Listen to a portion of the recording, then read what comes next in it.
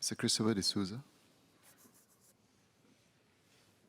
So, there has been a slight decrease in total number of drug abusers, but there is still cause for concern.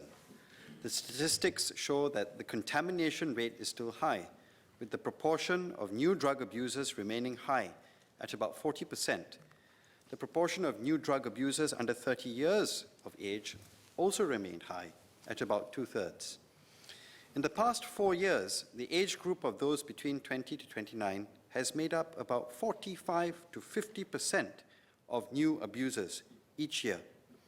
This has important implications to our next generation. Even though there may be shifting attitudes towards drugs, we must not cave in to what I call the defeatist narrative of the West, which promotes legalization of recreational drugs. There is nothing recreational about seeing whole families suffer physical, economic, and mental harm across generations. Our Misuse of Drugs Act must continue to criminalize both the demand and supply elements of the drug transaction.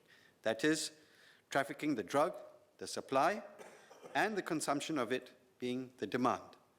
This allows Singapore to retain all tools and levers to reduce the flow of drugs into Singapore and the abuse of drugs on our shores.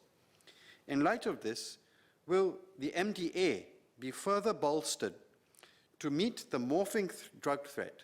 Example, the new advertising of sale of drugs through the internet, new psychoactive substances that enter the market every now and then, and more youths making up new drug abusers. As regards the promotion and the principle of rehabilitation, would MHA consider quashing the drug consumption convictions or record for a former drug abuser who has kept away from drugs for several years, for example, 2, 3, or 5 years? This can be tracked from his regulated urine tests. Such a quashing of his last record will seriously incentivize him to stay clean for those number of years. The result is a win for himself, a win for his family, and a win for current drug inmates who have a real role model to follow. So it's a win, win, win.